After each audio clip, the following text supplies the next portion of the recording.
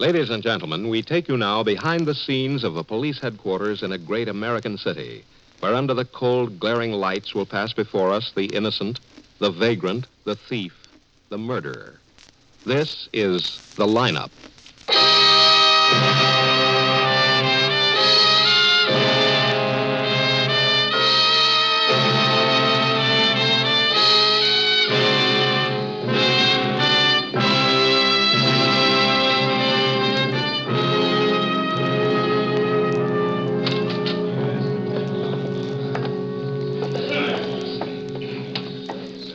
Sit right here, Mrs. Denny, next to me.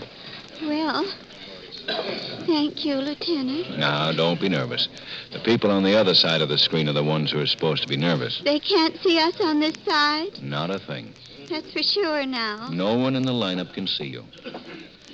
Maybe the man you've caught isn't the one I saw running away from the holdup. We hope he is. May I have your attention, please? You people out there on the other side of the wire in the audience room, may I have your attention, please? Thank you. My name is Greb, Sergeant Nat Greb. I'll explain the lineup to you. Each of the suspects you will see will be numbered. I'll call off a number, their name and charge. If you have any questions or identifications, please remember the number assigned to the prisoner as I call his name. At the end of the line, when I ask for questions or identifications, call out the number. If you're sure or not too sure of the suspect, have him held. The officers who took your name will assist you. They're seated among you. Please be prompt with your questions or identifications. When the prisoners leave here, they are sent to the washroom and dressed back into their jail clothes. It makes it quite difficult to bring them back after they leave here. The questions I ask these suspects are merely to get a natural tone of voice, so do not pay too much attention to their answers as they often lie. Bring on the line. All right, this way, boys. Move it up to the end of the stage. That's it. Keep it moving. Move it. All right, now turn and face front, hands to your sides, look straight ahead. Ahead, inch, not at your feet. Yes, you, number 3. Yeah. Okay, now, suspect. Where do you live, Frank? Live? Who lives? I exist. No beefs, just tell us where you live. Got a one room at the, Pendleton Arms. Get too hot for you in Detroit, Frank? Who's been in Detroit? Who sold you the gun you were carrying without a license? I wouldn't know. Some guy in Detroit. Self-defense is all, Sergeant. I never shut off that gun. That's a straight goods. Get your hands away from your face. Just scratch it. Number 2, Boaz Drager, alias Bose Drager, alias Bose Aggard. Suspected of armed holdup. Where do you live, Boaz? Shack by the river. A shanty town, sort of. Where were you last night, Boaz? We didn't find you home. I was sitting up with a friend, sick friend. Yeah, we got him, too. How'd he happen to have that slug in him? These guys are always in bad. We got it out of him. What, the slug? The story of the slug. You're in the clear on that anyhow. Something out of place happened last night? Where did you get all those names of yours? Boaz, Bose, Boss? People are stupid. They can't pronounce. With the dragger, and Aggard, I did that. Aggard is dragger backwards. See? Uh-huh. I wasn't any place I didn't ought to be last night. What happened? All right, Bose, all right. Number 3, George Inch, carrying concealed weapons. 5 years, state penitentiary for armed holdup and armed assault. Well, is it one stretching up, George? My lawyer's coming down. Your lawyer? Well, you've gotten class since we last talked to you. See my lawyer. What's your lawyer's name, George? I got nothing to say. See my lawyer. I'm a citizen. Bipsy the Mouth, isn't it? Isn't he your lawyer? He went to a good college. Yeah, for years. Number 4, Willard or Will Willard. Hold up, suspect. Disorderly conduct, assaulting an officer, resisting arrest. Well, where do you work, Will? Hill and Ninth, car park. Quite a celebration in your hotel last night, wasn't it? Yeah, it was somebody's birthday. The landlady said some shooting was going on. Oh, it was just a noisy party. Nobody got hurt. Tim, Why did you try to beat up the patrolman who arrested Sergeant Graham. I'm sorry. Yes, Lieutenant? Number 4, hold for interrogation.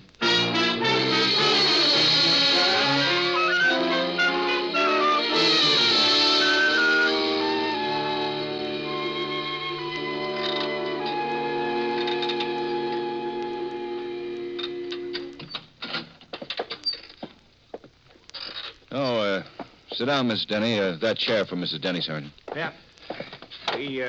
We won't keep you much longer. There you are. Thank you. Now, before we question the prisoner, we want to make the identification as strong as possible, Mrs. Oh, Denny. he's the man, all right. You sure? Well, pretty sure. It was rather late at night, wasn't it? 11 p.m.? How did you happen to be parked outside the drugstore? I was parked across the street. I'd mailed a letter at the corner mailbox, and when I got home, I remembered I'd forgotten to put a stamp on it. And it had to go out last night. Oh, you were waiting for the mailman to make his pickup then? Yes, sir. I was waiting to see if I could get the letter back to put a stamp on it. You saw this wiry little man go into Horn's drugstore. Yes, Sergeant. Then I saw him come running out and run down the street. Mm-hmm. Well, did he have anything in his hand? Carry anything at all? You mean a gun? Anything. Oh, I don't remember. I just remember him. It's light near the store windows, and it was that little fellow you had on the stage today. The lineup is what we call it. I'm almost sure it was him. I made a point remembering him. Why, Mrs. Denny? Mrs. Denny, there have been descriptions of the cigar box bandit in the papers, how he operates, what he looks like. You must be careful not to let those descriptions influence you. No. Well, it's possible for a witness to... No. That was the man I saw run out of the drugstore. I'm not saying I saw a gun or the cigar box, but I saw that man. Did he have a cigar box under his arm? I didn't notice. Excuse me. Yeah? I got the prisoner out here when you want him, Lieutenant. Good, I'll call you. Can I go? I'd better go. Take that other door, Mrs. Denny. I'll show you, Mrs. Denny. It's just my husband keeps on worrying Well, about now, it. you tell him not to. There won't be any trouble, and you've been a fine help. Goodbye. Well, I just... Goodbye. I think she knows what she saw, all right. But the suspect hasn't got a record. It's pretty cold, Ben. I've been through their modus operandi files. Nothing? Paper bag robbers, Mutton Jeff robbers, put it in the hat robbers. But nobody who shoved a cigar box at the victim and told him to fill it up. Well, it's the same general family. No cigar box, huh? Yes, sir. Bring him in, Quine. Yes, sir. Well, I hope this is our guy, Matt. I wish he had a record. He's pretty cold, Ben. Here he is, Lieutenant. Thanks, Quine. Stick around. All right. Have a chair, Will. Yeah, thanks, sure. Cigarette? What kind you got? No, that ain't my brand. Sorry. Well, what's the occasion, boys? Oh, we just want to ask you a few questions. What were you doing about 9:15 last night, Will? That all you want to know? A couple of other things. 9 o'clock last night. Where were you then? You said 9:15 the first time. Between 9 and 9:30. Well, the stick-up was later than that. How did you know that, Will? The other man in my cell says I look just like the cigar box bandit. He said the guy stuck up another drugstore around 11 o'clock last night. That makes about 30, don't it? 37. Very good. All right, then. Where were you around 11 last night? Well, I wasn't parking cars. That is, just my own, that is. I had a date with my girl. Are you off every Saturday night, Will? Oh, I'm off every Saturday night sometimes. What do you mean by that? Well, some months here every Saturday night and some months not. That's a bollocksed up schedule. Change and help all the time. You're on, you're off. You're on, you're off. You never know one day to the next if you're on duty or not. When'd you get back to your flat last night? Oh, see, I don't know. It's around 2 a.m. Picked up some friends and their dates, and we had a little party. What about the gunplay in your hotel room last night, Will? Oh, you know that landlady, oh, boy, she's a case. Honest, she's a mental case. Because she objects to shootings? Who got shot? There wasn't even a gun around. So, you don't smoke cigarettes, eh? Well, I don't smoke your brand. But what I don't smoke is cigars. Any kid can get an empty cigar box. He doesn't have to smoke it empty. Tell you what I'll do. I'll give you my girl's number. You call her. You ask her where I was last night during the holdup. That a deal? Check that, man. Right. Susquehanna 425 Ort. Hey, Sergeant, you married? Well, this girl of mine, she's dynamite. Dynamite. Yeah, we'll put a man from the bomb squad on it. Ooh, that's very good. How long you lived here, Will? Well, I'm born and raised here. Went to Packard grade school, Stupid Junior High, Maxwell Fisher Senior High. I did a year in Spooner Business College. You can check it. Parked with your girl around 11 last night, huh? Mm-hmm, yeah, just about. Where? Observatory Hill. You can ask her. Ruth Hurley, that's her name. Susquehanna, 425 Ort. Say, think our names will be in the papers? Now, this is only an interrogation. Oh, we don't mind. The name is Willard. That's sort of an interesting name, ain't it, to spike a story with? Willard? This is just a routine questioning. No news value at all. Well, now, wait a minute. Sure, some paper can get something good out of that, you know. False alarm. Kid the public. You've been identified as the man who held up Horn's drugstore late last night. Oh, go ahead. That's silly. By Horn himself? No. Then it's just silly. The robber was seen to run out of the store and around the corner. Did he see the car, the witness? Who said there was a car? Now, wait a minute. Would you stick up a place without a car? In that neighborhood, a man on foot could disappear into the night better than a man who's driving. There has been a car and other cigar box stick-ups. Yeah? What kind? You tell us. Sergeant. He's kidding. Oh, the sergeant. He's kidding. Lieutenant Guthrie. Yeah? Uh-huh. Well, thanks. Captain Waldo. Yeah? The Galen Ethical Pharmacy on Quincy Avenue was held up 5 minutes ago by the cigar box bandit.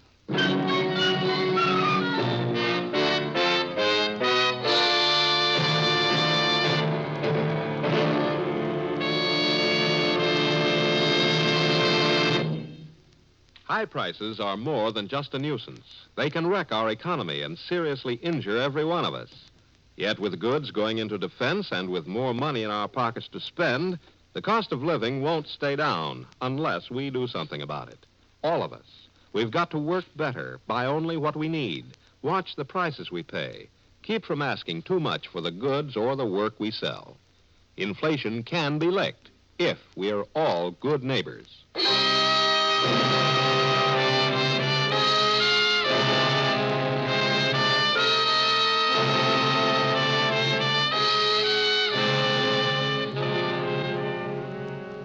I tell you, that guy's a fake. He's a dirty, low-down fake. Who's a fake? The bandit? What do you mean, the bandit? I'm the bandit. I originated the cigar box idea. I stuck up all those other drugstores. I've been cleaning up, and nobody can lay a finger on me. So where does this phony come in? If this is a confession, we'd better get the stenographer in. I'm not confessing anything. I'm telling you that this other guy is strictly a phony. And I'll go before any guy I ever stuck up and have him identify me as the one and only genuine cigar store bandit. And that's an offer. Well, what do we do, Ben? Quine, you show Mr. Willard back to his cell. Come on. Thanks, Lieutenant. The low-down crust of that crumb, that bum. What do you think of that? Some guy says he's a cigar store bandit. Hey, what do you say your name is? Quine. Oh, perfect. Thanks. Well, Crank. real psycho. Woods are full of them. Had to happen. Cases like this pull 'em. Yeah, but Mrs. Denny identified him. Of course, she could make a mistake. Yes, she could, Matt. Turn 'em loose.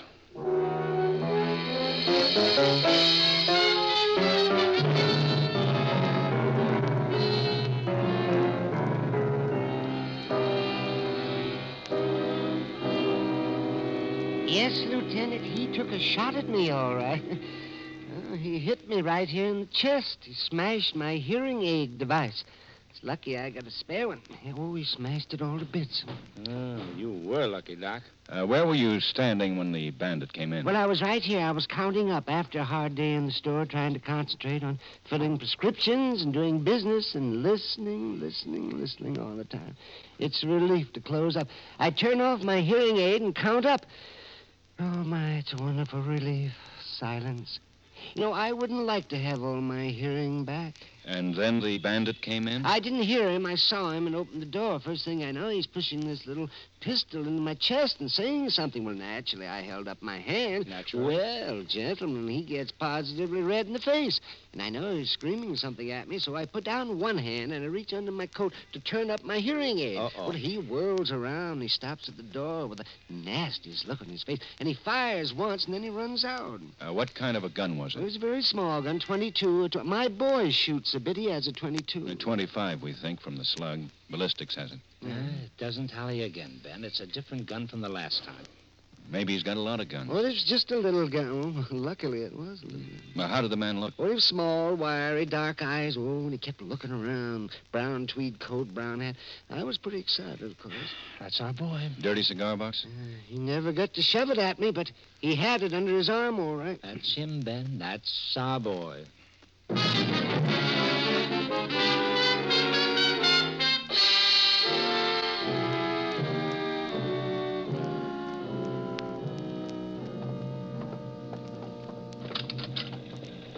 What does Captain Waldo want, Ben? That's something new on the cigar box, Bandit.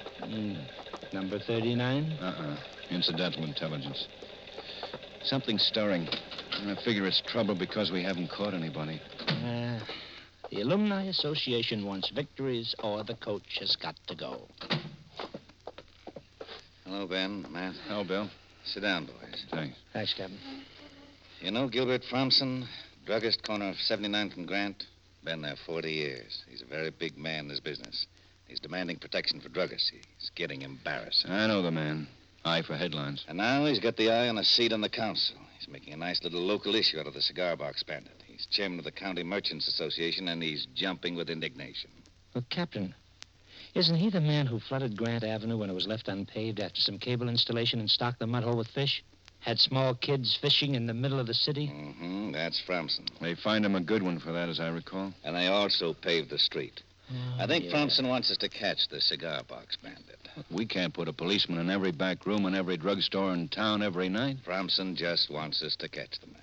See if he can soothe the fevered brow. He's expecting you, boys, so calm him down, will you?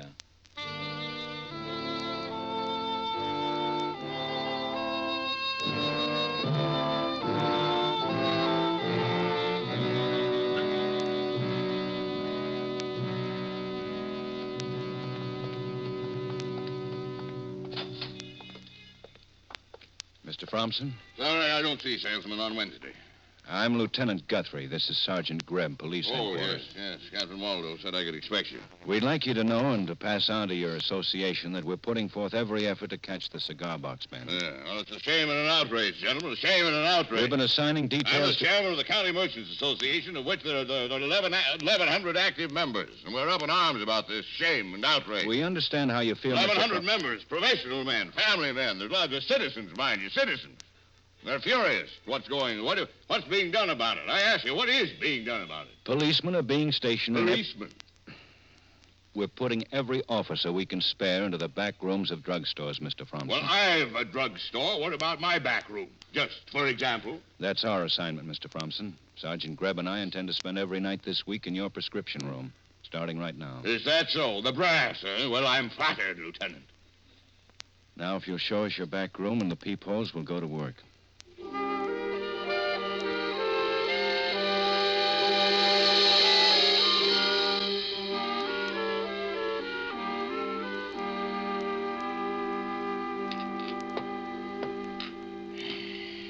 There. 37 prescriptions tonight. Hard night. Now I know why druggists go to college. I hope we haven't been in your way back here. Oh, not a bit, not a bit. I'm grateful to you, gentlemen. But, as the fellow said during the war, defense won't win the war. You might wait until doomsday to get the cigar box bandit and never catch him. He's got the initiative, and that's bad. Well, he's new to us. We're learning his methods. When we know a little more, we hope to go on the offensive. I hope so. Excuse me. Fromson's Prescription Pharmacy. 1 minute. For you, Lieutenant. Thanks. Lieutenant Guthrie speaking. Yeah?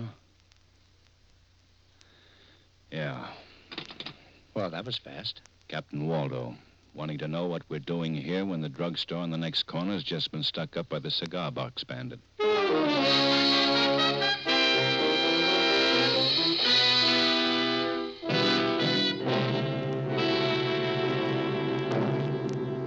We are making progress, Bill. In spite of our failure to lay our hands on cigar box, I insist that we're making progress. Then why aren't you captain and me chief of police? Bill, we've told you. We've had to wait and watch and study.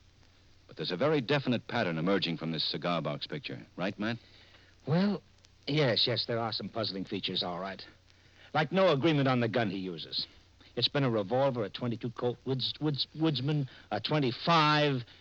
In general, Captain, the description of the bandit tallies, so there must be something funny about the guns. Nothing funny. Man owns a small arsenal. How do we get him? That's all that concerns us. Get him. Well, we can't spare enough police to give every drugstore protection. He's smart enough to case any job he's going to pull, so he probably knows the stores that are being protected any given night. Then stop wasting time on patrolmen and plainclothesmen, Ben. I don't think we're wasting them, Bill. We've learned several things about our man, and he doesn't strike at random. And it's never open prescription rooms. It's always drugstores with backroom prescription departments, so we can herd the helping back out of sight of the street. By covering certain areas, we've confined the bandit to certain other areas. Now, if on some particular night we went all out and really detailed all areas, we might have a chance. I'd need a lot of men for 2 or 3 nights. Say, 100 men. One night, 25 men. Less than 2 nights is useless. I'll settle for 75 men. Or 60 men. For one night. 2 nights. Impossible. 50 men, 2 nights. 35, top figure. 2 nights. One night. Useless. All right. 2 nights, 25 men. 30 men. But that's all. 30 men, plus Matt and me. Including you and Matt. But if detailing the stores hasn't worked so far, it isn't going to work. It might now. We've got something worked out, Captain. The bandit knows which stores are guarded. We're going to help him know which stores these are. Be very open about it in some cases, and as cagey as possible in others, within the same small neighborhood. Just so you get him before his arteries do. Thanks, Bill. Let's go, man. Right. Oh, Ben. Hey, yeah, Bill. 30 men plus you. Thanks, Captain.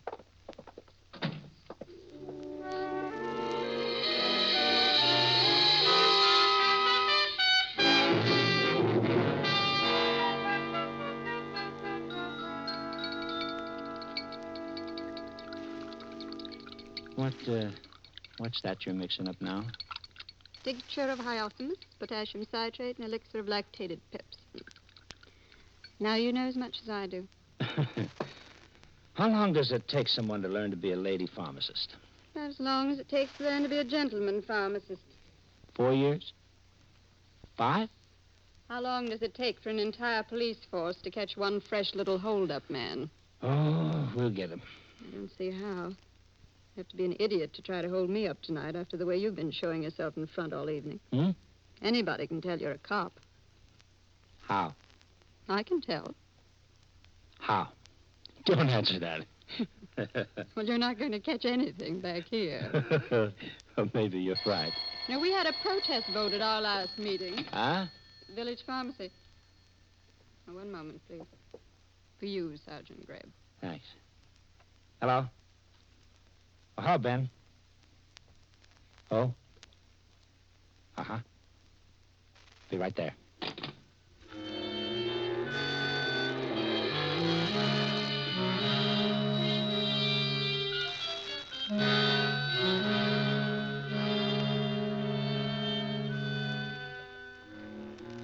No, I'm not nervous, Lieutenant. Not too nervous to cooperate. That is, I don't think. No, good. Now, look, if that suspicious person your customer said is watching the place is our man, we may see some action. Well, just tell me what to do. All right? If he comes in, you go out and wait on him. Be as natural as possible. I see. I'll be in here. Sergeant Greb will be across the street watching, and he'll close in when it's time. The moment I come out of the prescription room, you drop. You understand, Mr. Cheney? Drop. Just collapse on the floor and you'll be all right. Yeah. All right, go on out. Okay.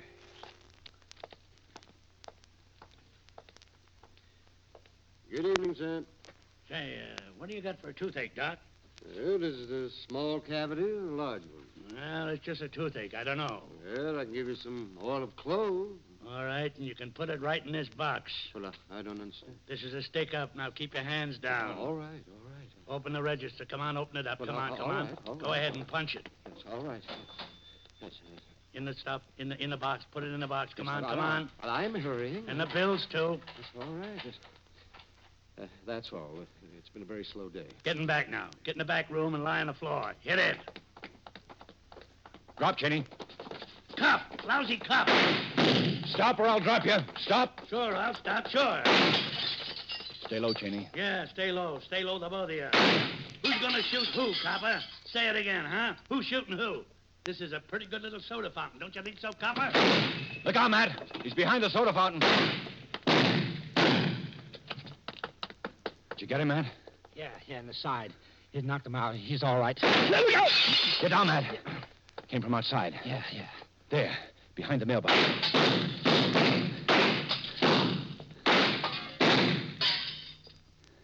He's down, Ben. I'll go take a look. Okay. Take it easy. Take it easy. He's dead, Ben. It was Will Willard. Here's his gun. A Colt Woodsman. That's the answer, Matt. There were two of them. Oh, yeah, that's it. Two of us, copper. But we had you cops guessing, didn't we? Brothers? Yeah, sure. Twins. No wonder they look alike, Ben. Sure. He'd do a job, I'd do a job. He'd do a job, I'd do a job. He'd work, I'd watch. I'd work, he'd watch, you know? We know now. Your brother's the one we hadn't let go. Yeah, we figured it out. Whoever you caught, he'd stall around until the other one pulled a job. Then the caught one, he'd confess. Pull a crank act, get me, confess. You know what I mean? Yeah. You think maybe that was a smart gag, huh? That was nothing. Willie had better ones, you know? Yeah, well, tell us in the prowl car. Willie was a smart boy, you know? Yeah. That's why he's so dead now, because he was smart. You know?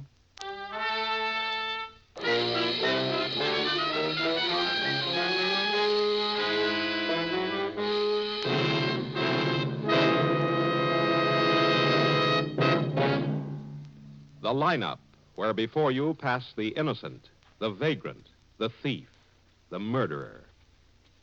Listen again next week when we again bring you the lineup. May I have your attention, please? Huh? You people out there on the other side of the wire in the audience room. May I have your attention, please? Thank you. My name is Greb, Sergeant Matt Greb. I'll explain the lineup to you. Each of the suspects you will see will be numbered. I'll call off a number, then name and charge. If you have any questions or identifications, please remember the number assigned to the prisoner as I call his name. At the end of the line, when I ask for questions or identifications, all out.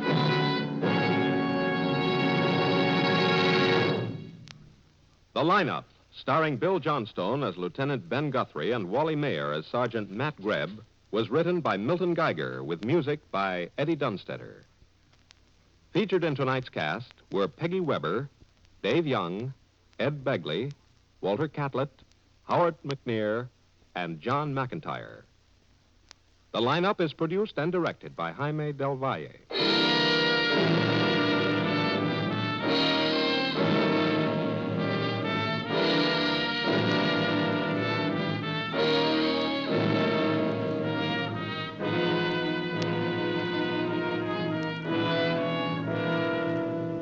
An hour of new music and an hour of dramatic highlights of the news. They're yours on most of these same CBS stations every Friday night. Jan Murray is on hand with his new songwriters and their songs for sale. Edward R. Murrow is here with the voices of the people who've made news in the past 7 days, all appearing on Hear It Now. Listen to Songs for Sale and Hear It Now.